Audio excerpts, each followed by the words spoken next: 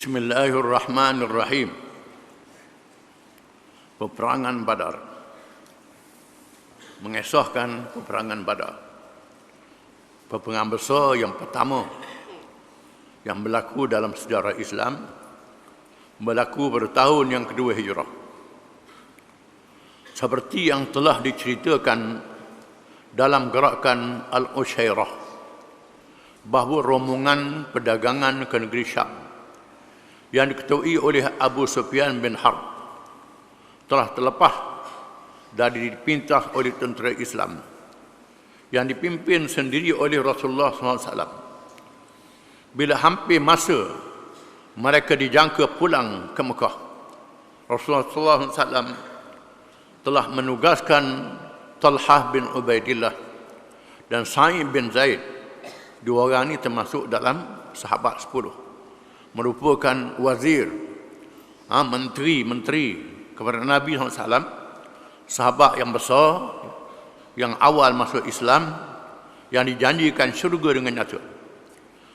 Talhah bin Ubaidillah dan Sa'id bin Zaid menuju ke arah utara dan mengintip berita kepulangan mereka. Mereka berdua tinggal di Hira, sehinggalah mereka mendapati kabilah tersebut dalam perjalanan pulang ke Mekah. Kedua mereka pulang ke Madinah dan melaporkan berita itu kepada Rasulullah SAW. Lalu mereka dapat mengintip dan melihat perjalanan kabilah yang dipimpin oleh Abu Sufyan bin Harb. Kabilah yang diketuai oleh 1000 ekor unta dengan muatan 50,000 dinar emas dan dikawal oleh 40 orang.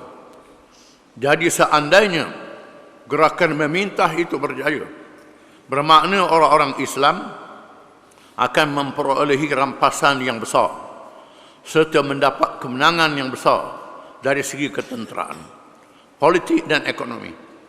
Serta seterusnya, ia merupakan pukulan yang hebat kepada masyarakat Quraisy. Ini bukan merampok. Ini ialah bertindak balas terhadap orang-orang kafir yang merampas harta orang Islam di Mekah. Dirampas harta bukan untuk dirampok, dijadikan ghanimah, rampasan perang yang dihalalkan oleh syariat Islam. Mereka mengandungi 1000 ekor unta, 50,000 dinar emas, dikawal oleh 40 orang. Sabda Rasulullah sallallahu alaihi wasallam, "Hadhihi 'aidu Quraisy, fiha amwaluhum,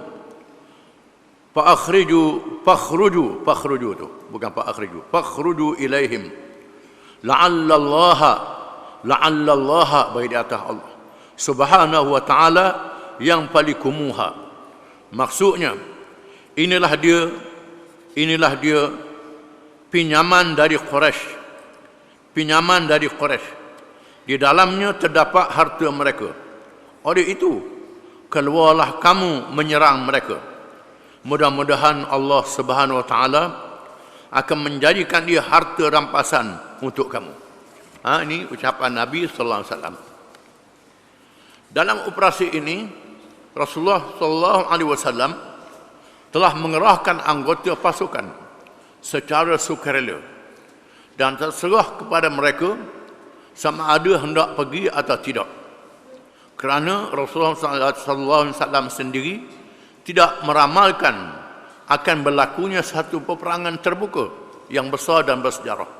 Oleh itu, ramai di kalangan sahabat tidak menyertai gerakan tersebut. Pada masa ini tidak ada lagi pasukan tentera secara rasmi. Tidak ada pasukan khas, bala tentera. Semuanya secara sukarela. Maka mereka diminta datang secara sukarela. Maka ramai yang tak pergi kerana merasakan tidak berlaku peperangan yang besar. Tetapi Allah Ta'ala telah mentakdirkan selepasnya berlaku peperangan yang besar. Jumlah kekuatan tentera Islam, Rasulullah SAW sendiri bertindak memimpin pasukan tentera Islam untuk operasi tersebut. Jumlah mereka di antara 313 orang hingga 317 orang. dianggarkan. Di antara 82 atau 83 atau 87 orang adalah dari kalangan muhajirin. Kalangan mereka yang asal dari Mekah yang berhijrah ke Madinah. 82, 83 atau 87 dianggarkan. 61 orang dari kalangan Aus dan seterusnya 70 adalah dari kalangan Khazraj. Mereka ini orang Madinah. Orang Madinah 70 daripada 61 daripada Aus dan 70 daripada Khazraj. Dua kabilah yang masuk Islam dari Madinah dikenali dengan golongan Ansar. Mereka tidak mempunyai persediaan lengkap. Mereka pergi dengan tidak ada persediaan yang secukup-cukupnya untuk berperang. Mengikut persediaan pada zaman itu. Anggota pasukan berkuda hanya 2 orang sahaja, iaitu Zubair bin Awam dan Miqdad bin Al-Aswad radhiyallahu anhuma. Ada 2 ekor kuda saja, tentera berkuda. Di mana tentera berkuda adalah tentera yang penting di zaman itu. Kerana kuda merupakan binatang yang paling laju, yang deras untuk melancarkan serangan kilat, serangan yang cepat. Zaman sekarang peranan tentera berkuda ni diambil oleh tentera udara zaman sekarang ni. Kuda zaman itu. Lain-lain sahabat menunggang unta yang berjumlah 70 ekor unta sahaja. Bermakna seekor unta ditunggangi oleh 2 atau 3 orang. Terpaksalah seekor unta dinaiki 2 orang ataupun 3 orang. Kerana jumlah unta 70 ekor. Bala tentera dalam 313. Itu mengikut pendapat yang masyhur. Rasulullah SAW menunggang unta bersama Ali bin Abi Talib dan Al-Mursyid bin Abil Mursyid.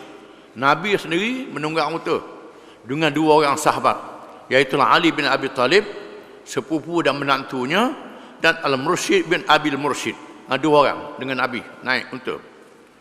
Rasulullah SAW telah menugaskan Abdullah bin Ummi Maktum menjadi imam, menggantikannya di Madinah.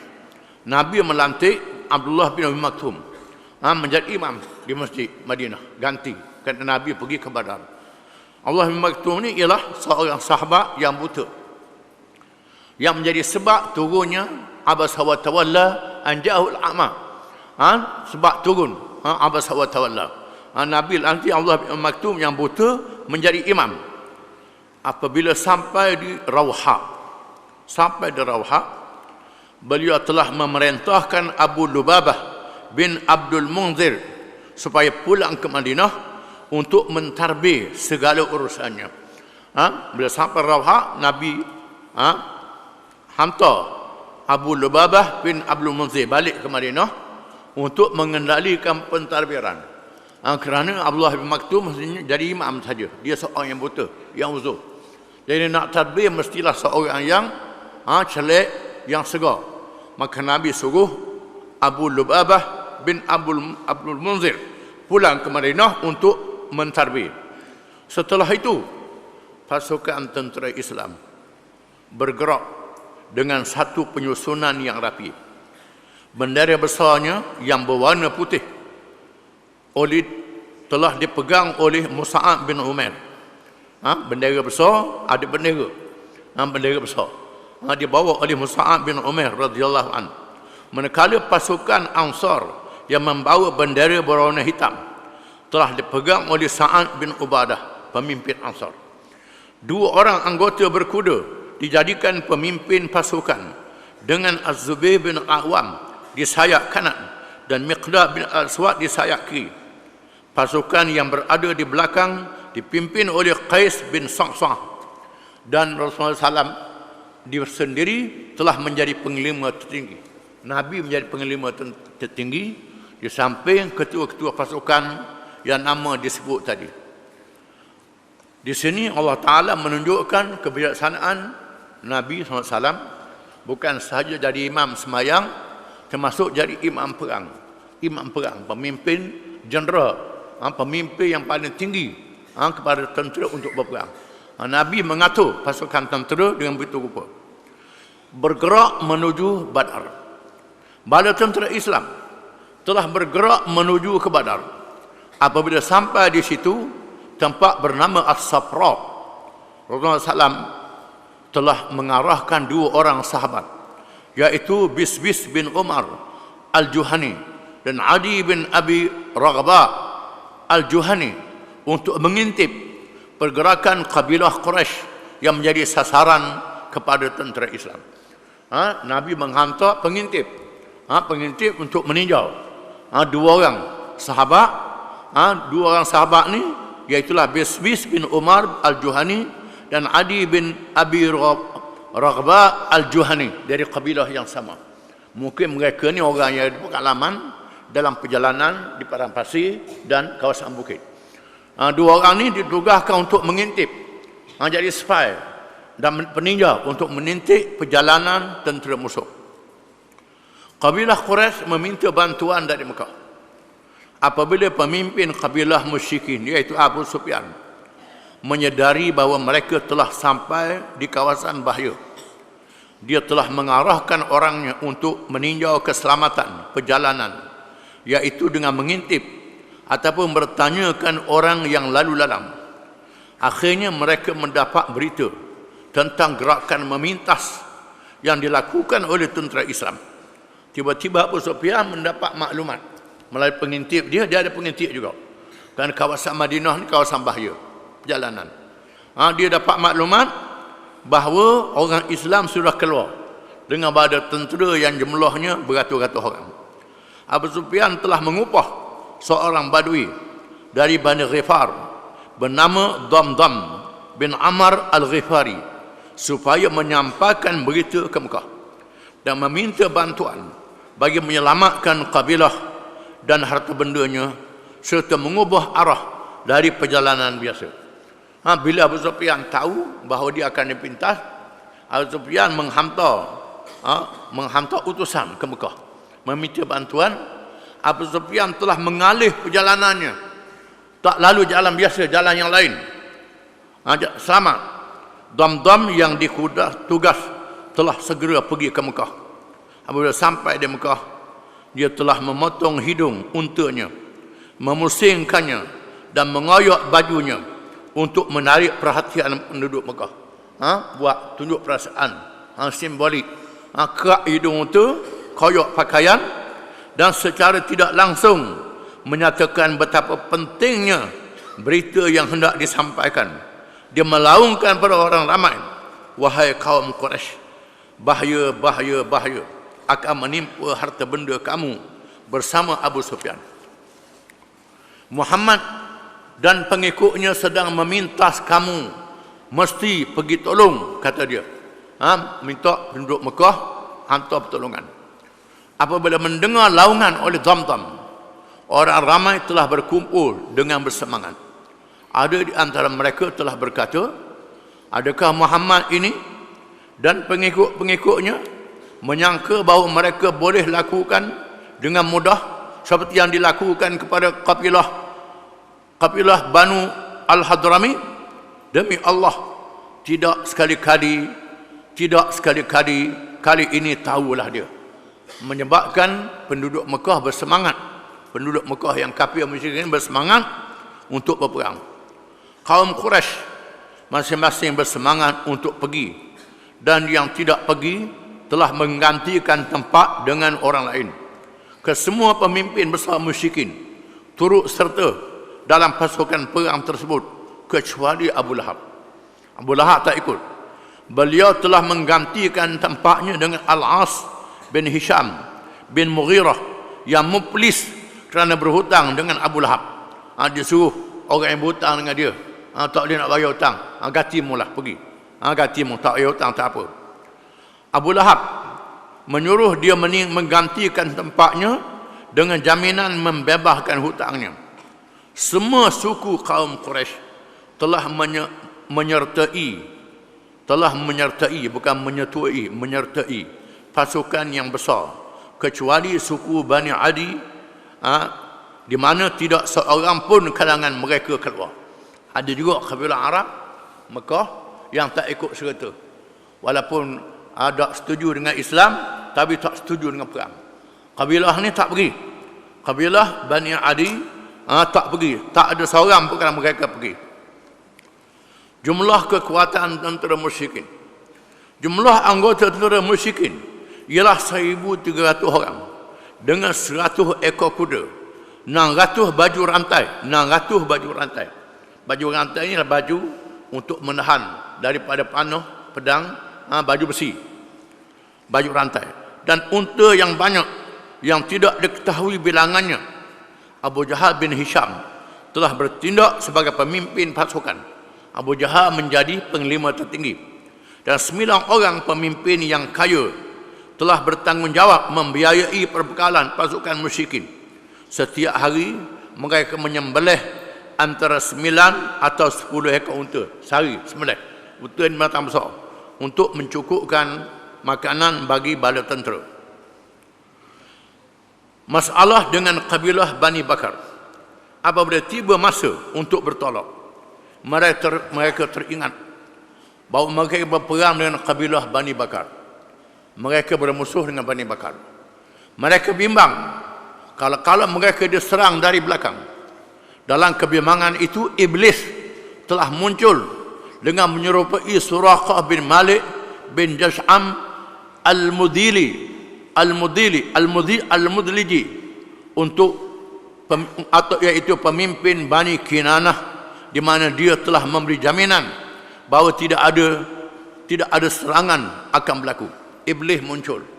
Iblis ni ialah jin kafir, makhluk gaib yang boleh bertasyakul. Iblis ni ketua syaitan, jin, terus mengepurkan diri dia dengan pemimpin kabilah Arab, memberi jaminan bahawa Bani Bakar tidak serang dari belakang.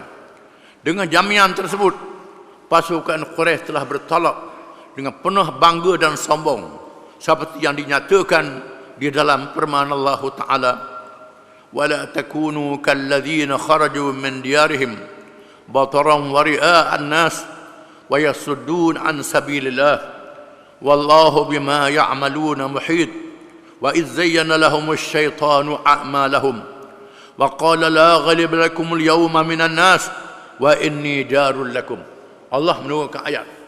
Ayat ni dia bawa malaikat Jibril, dibaca oleh Nabi SAW, Suratul Anfal ayat 47 hingga 48. Maksudnya, janganlah kamu menjadi seperti orang-orang yang keluar dari negeri mereka dengan rasa angkuh dan bermaksud riak untuk menunjuk-nunjuk kepada manusia serta menghalang orang dari jalan Allah, dan padahal Allah meliputi ilmunya terhadap apa yang mereka kerjakan.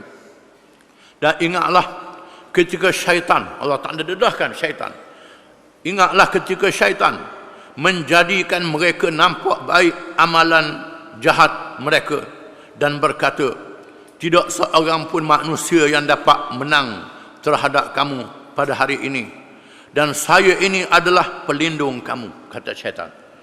Syaitan beri semangat kepada Abu Jahal dan pengikut-pengikutnya. Mereka bertolak dengan cepat menuju ke utara melalui lembah Asfad, Qadid, Juhfah, dan terus menuju ke Badar. Kabilah musyrikin dapat melepaskan diri. Abu Sufyan mendapat maklumat mengenai perjalanan tentera Islam dari seorang yang bernama Majdi bin Amr al-Juhani. Di samping terjumpanya biji-biji tamar Madinah, dia telah mengambil jalan supaya tidak bertemu dengan bala tentera Islam. Abu Sufyan telah mengambil langkah jalan yang lain. Bila dia mendapat maklumat daripada seorang Badui, Majdi bin Amr al-Juhani, kabilah Juhainah, dan dia bertemu dengan biji-biji tamar, butir-butir kurma yang dimakan, menandakan kurma ni kurma Madinah. Siapa begitu sekali teliti maklumatnya. Abu Sufyan memilih jalan lain, iaitu mengambil jalan pantai, dan telah menyelamatkan diri dari pintasan tentera Islam. Setelah itu Abu Sufyan telah mengirim utusan pada Abu Jahal, memberitakan bahawa mereka telah dapat menyelamatkan kabilah dan harta benda Abu Sufyan hantar utusan kepada Abu Jahal. Kami dah selamat. Kami dah selamat, baliklah. Selamat dah. Tak perlu lagi. Antara lain beliau menyatakan, oleh kerana kedatangan kamu adalah untuk menyelamatkan kabilah. Dan Allah, sebut nama Allah juga. Dan Allah telah menyelamatkannya, maka pulanglah kamu semula ke Mekah. Abu Sufyan menasihatkan Abu Jahal supaya tarik balik tentera dan balik ke Mekah kerana mereka sudah selamat. Abu Jahal dengan sombongnya telah berkata, demi Allah, tidak mahu pulang sekarang sehingga kita sampai di Badar. Kita berpesta di sana selama 3 hari. Kita sembelih unta, minum arak dan menyanyi sehingga seluruh bangsa Arab mengetahui perhimpunan kita dan kedatangan kita. Maka kehebatan kita terus menerus dapat dilihat oleh mereka. Abu Jahal dengan sombong, dengan megah, nak mengadakan pesta di Badar, tak berpulang lagi. Nak meraya di situ, minum arak di situ, menyanyi di situ. Tujuannya nak tunjuk kepada bangsa Arab bahawa mereka ada kekuatan. Utbah bin Rabi'ah, iaitu salah seorang dari pemimpin Quraisy, telah menasihatkan mereka supaya pulang ke Mekah. Di mana Utbah bin Rabi'ah, pemimpin kafir juga, berpendapat bahawa mereka perlu pulang ke Mekah. Beliau telah berkata, wahai kaum Quraisy, demi Allah, kedatangan kamu bukan untuk bertempur dengan Muhammad dan rakan-rakannya. Demi Allah, kalau berlaku pertempuran, maka berlakulah perkara yang tidak diingini. Kalau berlaku perang, berlaku perkara yang tidak molek, iaitu membunuh keluarga, sepupu dan sebagainya. Oleh itu lebih baik kita pulang saja, kata Utbah. Kerana Muhammad ni orang Muhajirin, anak beranak kita, sepupu kita, adik-beradik kita, pak saudara kita, macam-macam waris kita. Baik kita balik dah saat berperang. Ini kata Utbah bin Rabi'ah. Bani Zuhrah di bawah pimpinan Al-Akhnas bin Syariq yang berjumlah lebih kurang 300 orang mengambil tindakan untuk pulang tanpa menghairarkan arahan Abu Jahal. Ada juga yang lari balik. Lari balik ialah kabilah Zuhrah. Pemimpin dia Al-Khanas bin Syariq menarik balik 300 orang. Mereka tidak terlibat dalam peristiwa Badar.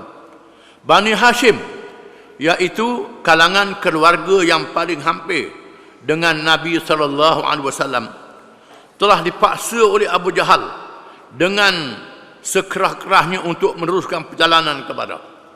Bani Hashim ialah keluarga Nabi, anak beranak Nabi, pak saudara Nabi Abbas ada dalam tu. Sepupu Nabi, anak Abu Talib ada dalam tu. Ada sama. Mereka diarah oleh Abu Jahal secara paksa. Kamu kena ikut. Bukti kamu ni dah ikut Muhammad. Mereka dipaksa ikut Abu Jahal. Itu kedudukan tentera musyrikin, tentera musuh pada hari peperangan Badar. Kemudian kedudukan tentera Islam. Tentera Islam pula. Wallahu alam. Kita sambung.